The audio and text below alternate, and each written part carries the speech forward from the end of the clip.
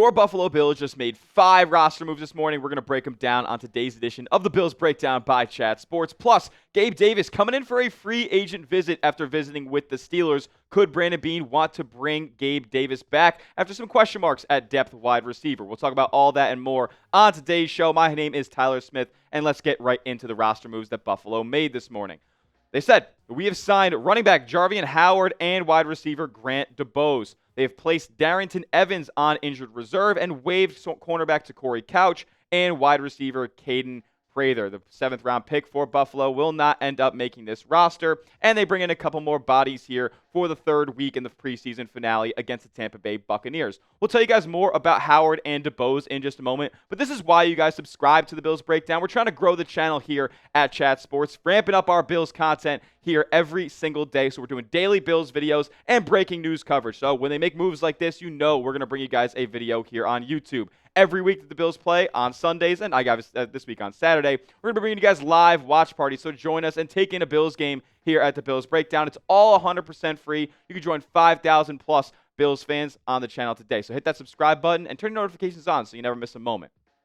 I want to break down the cuts and what that means for the guys who are leaving the Buffalo Bills today. Shout out to Sal Capaccio, who tweeted this. Tough for Bills' 7th round pick, Caden Prather, but for clarity on how it works, he and cornerback to Corey Couch can be claimed off of waivers with teams knowing he has an injury. If he clears, he reverts back to the Bills and can stay on injured reserve all season to be released with an injury settlement So there's decent, future on the horizon here for Caden Prather. He could end up being with the Bills. He does have a long-term injury, so they could keep him in-house for the next year or so, keeping him on IR. We'll see if that ends up being the case, but another team can claim him and Corey Couch off of waivers. Let's talk about the 2 signings that the Bills made, though, now. As they brought in wide receiver Grant DuBose. 6'2", he's 24 years old, still a youthful player here. Hasn't had too much NFL experience so far, but he came in off of a tryout with the Bills on Monday. Drafted in the 7th round back in 2023, 256th overall. That's nearly the Mr. Irrelevant there by the Packers. Didn't really get on the field for them in 2023 outside of practice and training camp. And then in 2024, he signed with the Miami Dolphins and only appeared in 3 games and had 2 catches for 11 yards. So really not much NFL production here. The first thing that I heard when I walked into the office this morning was Dolphins Today host Nick Roloff coming in and saying, yeah, Grant DuBose, yeah, he's not that good of a football player. So I don't have much on you there. A big-bodied receiver. We'll see if he shines in preseason week 3. Let's talk about these other Bills signing that they made. Jarvian Howard out of the UFL this past season. 5'10", 25 years old. He also worked out with the team on Monday. He was not a player that was selected in any draft. Ended up being a UDFA signing with the Packers back in 2024 and did spend last year's training camp with them, but couldn't stick on the 53-man roster. Then he went out and signed with the BattleHawks over in the UFL in St. Louis, and he had some really solid production after a 1-game play where he really didn't have any much carries. I think he had 5 carries. It wasn't for anything big. He ended up in the next 2 games after amassing over 100 yards in each game, had 3 touchdowns. He was averaging 4.5 yards a carry, and I'm not saying that the UFL, the tackling there is very good, but at the end of the day, this is an efficient running back. He's known for making explosive plays, and I'm excited to see what he can do here in the preseason. We'll probably be seeing him for a good portion of the second half. But overall, these are camp bodies. Neither of these guys are going to make the Bills' 53-man roster. Could they be practice squad additions? Brandon Beane is just kind of doing his homework here, and he's throwing darts at wide receiver when you have a bunch of questions at that spot, and he's replacing an injured running back in Darrington Evans, who's going to go on IR here. So he's really just kind of dotting his I's, crossing his T's here, making the roster moves that you have to make necessary here as training camp goes on. If we look at the running back depth chart now for Buffalo and what it looks like and who's potentially going to make this roster, there's a chance they could carry 4 backs, but I think that they probably go in the direction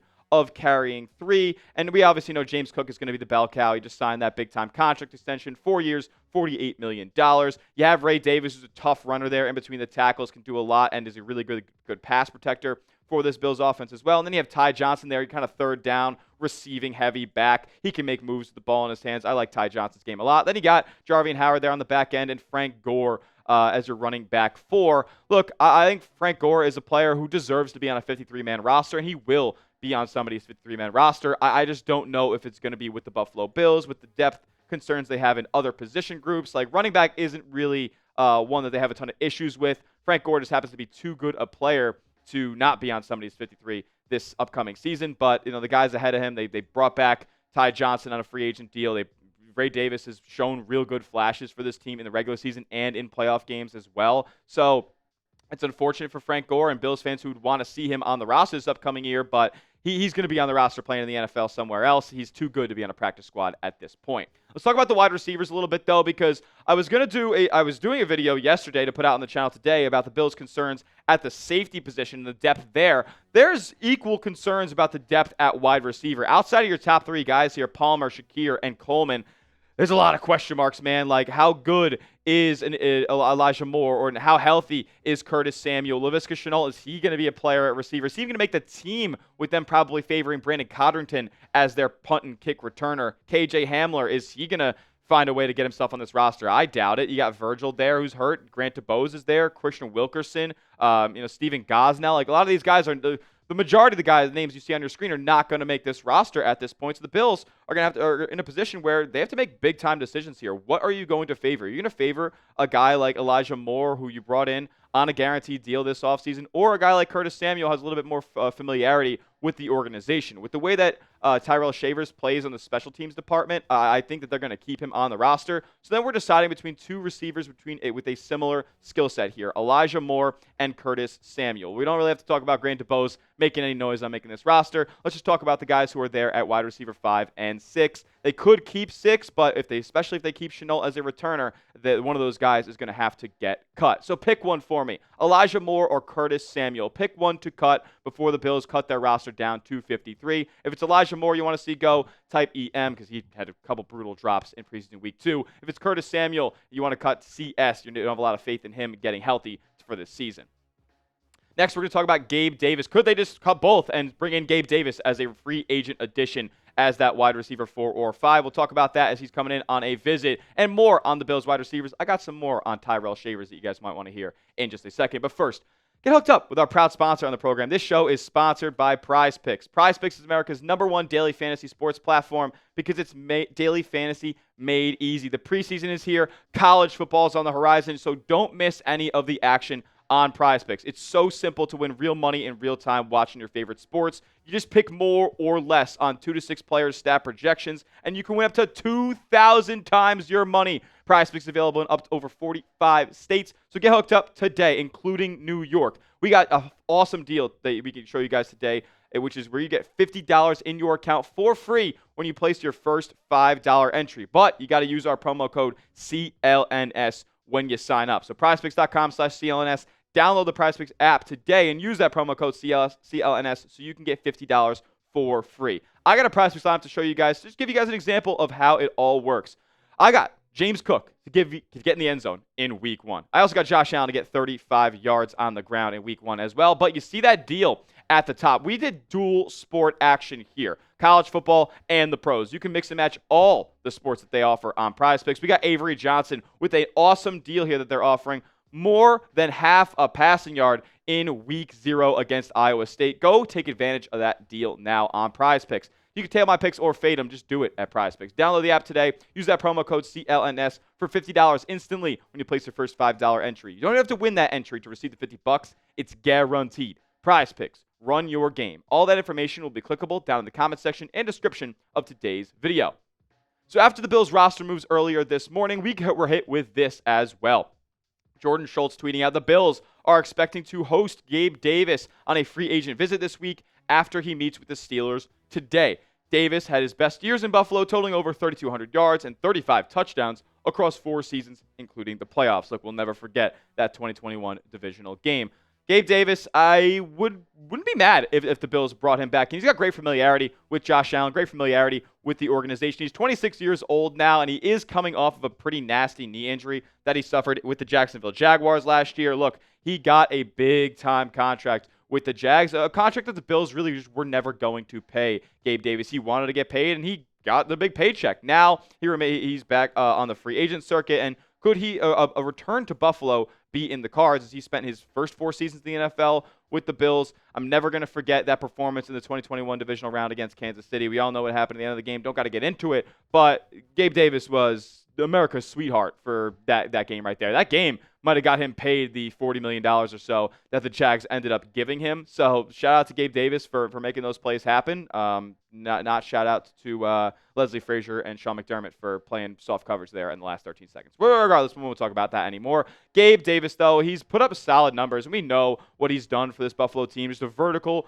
route runner, a deep ball, a vertical threat on the outside. A guy who's just caught a lot of moon balls from Josh Allen in his career, and is just a big playmaker, man. He's a guy who averages close to 15 to 17 yards a catch every single season of his career. Look, the Jags offense last year was brutal, and he didn't play all 17 games. Clearly, he's coming off that knee injury, and he didn't get a lot of production when he was healthy. But what we saw in Buffalo was a pretty decently productive receiver, man. 836, 746, like, those were numbers that you could be encouraged by moving forward, but he wanted a big-time deal, and the Bills, obviously, we know we're not going to pay it. If you wanted to get deeper on Gabe Davis here and how he projects as a player, if you're not remembering his days in Buffalo at this point, he's got elite size. He's 6'2", but he plays a lot bigger than that. He can high point the football really well. He's an elite run blocker, so if the Bills were looking to bring in somebody with those kinds of traits, that would be awesome. He's got long speed, but as far as the intermediate stuff goes, he's not going to beat you all that well there. He's got a limited route tree.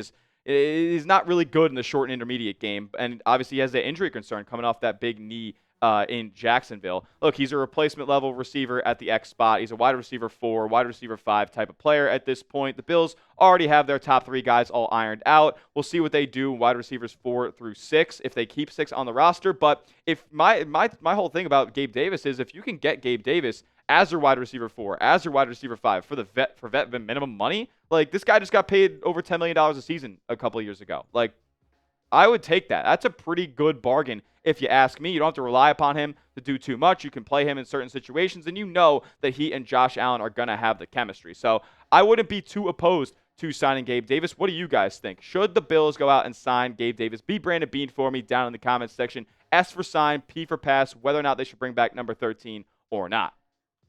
I think that they should absolutely think about it, but my contention, if we're talking about big frame receivers here, Tyrell Shavers might be a better player. And that's not just because of the special teams versatility. I think Shavers, as far as being an intermediate route guy, is just projects as a better fit than Gabe Davis does. Like, Gabe Davis, like I said, limited route tree. He only goes north-south. Shavers gives you a little bit more than that. Yes, he's going to be primarily a vertical threat down the sideline, but he has that stop-and-go ability. He has that, 10 to 15-yard catch radius. Like, it is a good spot for him to be in here because he has that special teams versatility as well. He's a super young player, and he's in one of those spots where I don't think the Bills can afford to let him go. So if they had to choose between 2 big body receivers, I think they're going to go with Shavers here. They probably have to decide between if they want to bring in Gabe Davis or cut both of Elijah Moore and Curtis Samuel. Now, if we read between the lines here and like where Gabe Davis is kind of thinking throughout this whole situation, he and his representation obviously have a good relationship with Buffalo. Like,